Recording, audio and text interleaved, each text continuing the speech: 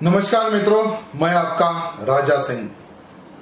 आज एक ऐसे वीर योद्धा का जन्मदिन है जिन्होंने अपने जीवन में कभी भी झुका नहीं और हर समय पर दुश्मनों को मुंह तोड़ जवाब दिया और जनता की सेवा में निरंतर वो लगे रहे। पृथ्वीराज चौहान। मेरे भाइयों, आज पूरे भारतवर्ष में कोरोना वायरस की वजह से लॉकडाउन है और महामारी लगी हुई है। ऐसे समय पर सोशल मीडिया के माध्यम से एवं अपने अपने यथाशक्ति अनुसार घर के पास हो या ऑफिस के पास हो, पृथ्वीराज चौहान वीर योद्धा का जन्मदिन मनाया जा रहा है। पृथ्वीराज चौहान जी का जन्म गुजरात में हुआ, पालन पोषण अजमेर में हुआ। उनके पिताजी सोमेश्वर चौहान जो कि दिल्ली के राजा थे, उनके नाना अजमेर के राजा थे।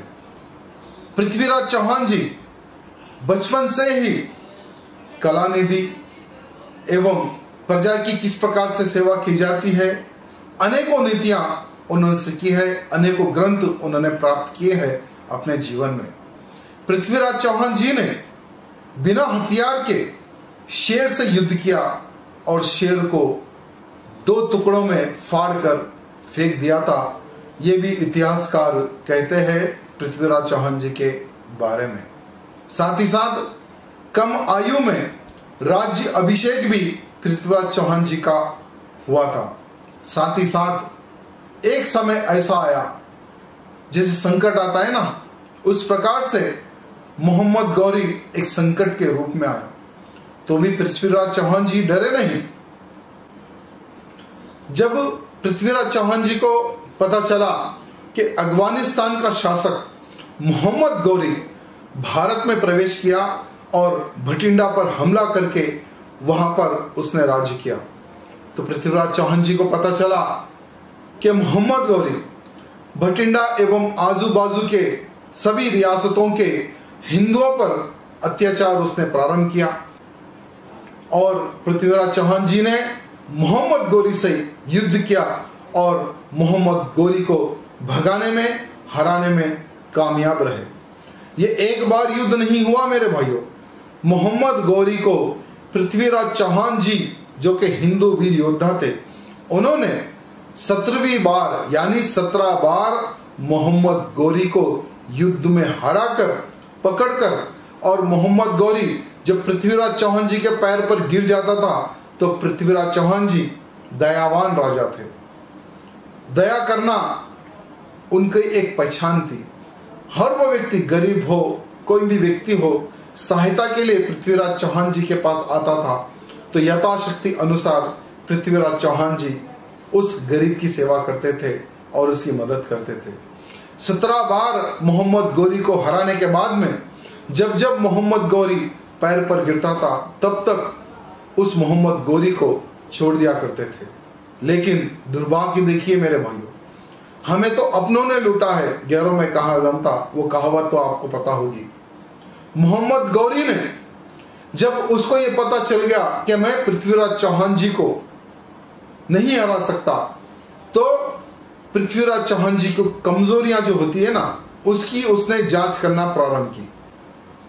राजा जयचंद को जैसा ही पता चला कि खुद की बेटी पृथ्वीराज चौहान को चाहने लगी है, तो राजा जयचंद ने एक स्वयंवर रचाया।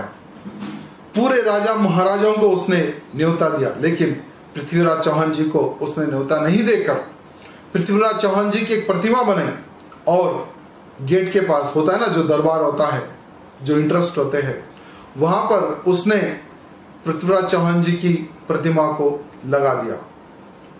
जैसा ही सहयोगिता जी को पता चला कि सभी राजा महाराजाओं को बुलाया गया, पृथ्वीराज चौहान जी को न्योता नहीं दिया गया, लेकिन उनकी प्रतिमा वहां पर है। तो सहयोगिता जी ने क्या किया, वरमाला किसी राजा के ऊपर ना डालकर सीधा पृथ्वीराज चौहान जी की प्रतिमा के ऊपर उन्होंने वरमाला डाला।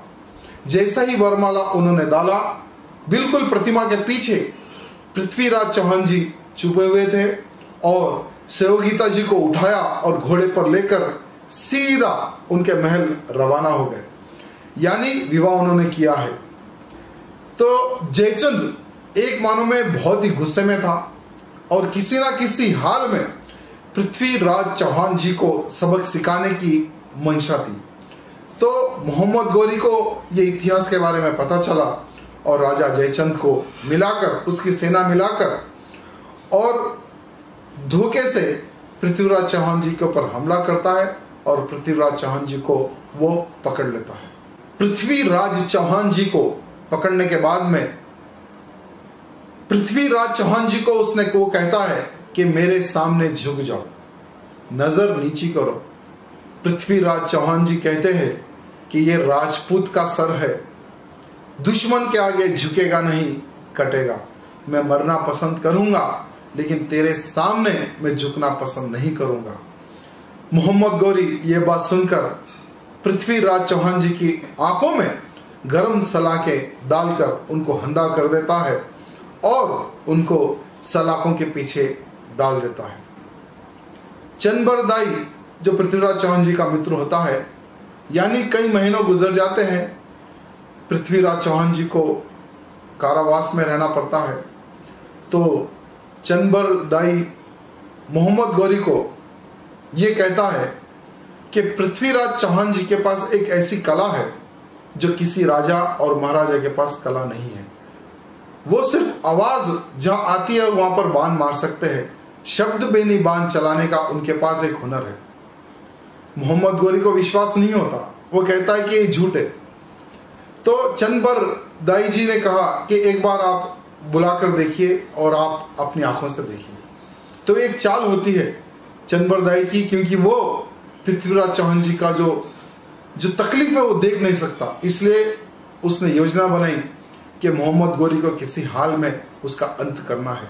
ये योजना बनाकर चंबरदाई ने महल में एक ग्राउंड होता है बड़ा, वहां पर पृथ्वीराज चौहान जी को बुलाया जाता है और दूर खड़ा किया जाता है और पृथ्वीराज चौहान जी ये कहते कि जब राजा ताली मारेगा तभी मैं बाण चलाऊंगा। इशारों ही इशारों में पृथ्वीराज चौहान और चंबरदाई दोनों बात करते हैं और चंबरदाई मोहम्मद गौरी कितनी दूरी पे है, किस दिशा में है, एक दोहा के रूप में वो बताते हैं। 4, 5, 24 गज अंगूर अस्त प्रमाण, ता ऊपर सुल्तान है मत चूके ए चौहान। ये दोहा सुनते ही पृथ्वीराज चौहान जी को अंदाजा लग जाता है कि मोहम्मद गौरी कितनी ऊपर और कितनी दूर बैठा है।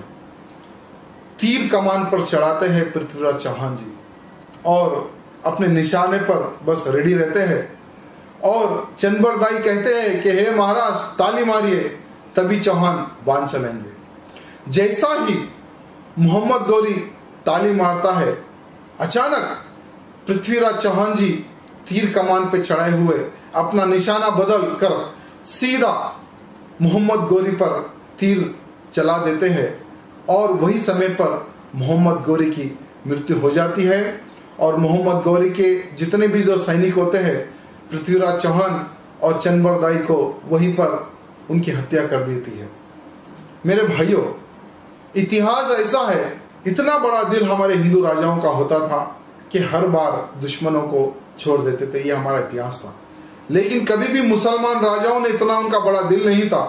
जब जब मुसलमान राजाएं हिंदू राजाओं पर हमला करते थे, राजपाट लूटते थे, उनकी धर्म पत्नियों को लूटते थे, खजाने लूटते थे, धर्मांतरण करते थे, बलात्कार करते थे, लेकिन कभी भी हिंदू राजाओं का इतिहास नहीं रहा। कभी भी हिंदू राजा या मुसलमान राजा से लड़ते थे तो उनकी परिवार को सुरक्षित, परिवार जहां जाना चाहे वहां पहुंचाते थे। ये हिंदू राजाओं का इतिहास रहा है। लेकिन पृथ्वीराज चौहान जी की ये इतिहास देखकर और सुनकर मुझे आज के भी उन नेताओं पर थोड़ी सी शर्म आती है। जो गलती पृथ्वीराज चौहान जी ने की है, वो गलती आज के भी हमारे कुछ प्रधानमंत्रियां करते हैं। जैसे पाकिस्तान, जब जब पाकिस्तान भारत पर हमला किया तब तब हमने उसको छोड़ दिया उसको हमने। जैसे 1947 से लेकर 1948 तक युद्ध हुआ भारत और पाकिस्तान में, तभी भी हमने उनको छोड़ दिया। 1965 में युद्ध हुआ, तभी भी हमने उसको छोड़ दिया। 1971 में युद्ध हुआ, कई पाकिस्तानी सैनिकों को हमने जाने दिया, जिंदा छोड़ दिया। हमने तो घुसकर लाहौर तक भारत का झंडा हमने गाड़ दिया था, तभी भी हमारे प्रधानमंत्रियों ने दूसरे देशों के दबाव में आकर तभी भी पाकिस्तान को छोड़ दिया। 1999 में कारगिल का युद्ध हुआ, तभी भी हमने पाकिस्तान को छोड़ दिया। यानी अवसर तो बहुत आए मेरे भाइयों पाकिस्तान को समाप्त करने का, लेकिन कोई ना कोई दबाव में आकर हमने पाकिस्तान को छोड़ दिया। आज देखिए, आतंकवाद बढ़ने का कारण पाकिस्तान, हमारी सेना मारे जाने का कारण पाकिस्तान। कहीं पर आतंकवादी जाता है, आम पब्लिक पर बम फोड़ता है, आम पब्लिक को मार देता है, कारण पाकिस्तान। तो मेरे भाइयों, जितने भी प्रधानमंत्रियों ने जो गलती की है, आज के प्रधानमंत्री वो गलती नहीं करेंगे, क्योंकि आज के प्रधानमंत्री एक्शन पे विश्वास रखते हैं। और आज के प्रधानमंत्री ने जो कार्य किया है वो किसी प्रधानमंत्री ने कार्य नहीं किया, ये आप सब जानते हैं। 2 बार पाकिस्तान में घुसकर आतंकवादियों को मारा है, 2 बार। अब की बार युद्ध छिड़ा तो पाकिस्तान का नाम निशान मिट जाएगा और वो समय भी जल्द से जल्द आने वाला है। भविष्य में जो राजाओं ने जो गलती की है, आज के राजा जो हमारे प्रधानमंत्री, वो कभी गलती नहीं करेंगे। दुश्मन को जड़ से उखाड़ के फेंक देंगे और पाकिस्तान हो या कोई भी देश हो, जो भी भारत पर बुरी निगाह डालेगा उसका खात्मा तय है। ये समझ के चलो मेरे भाइयों। भारत माता की जय। जय Siya Ram. Subscribe to our channel by clicking the subscribe button. Click the bell button and enjoy the latest uploads from our channel.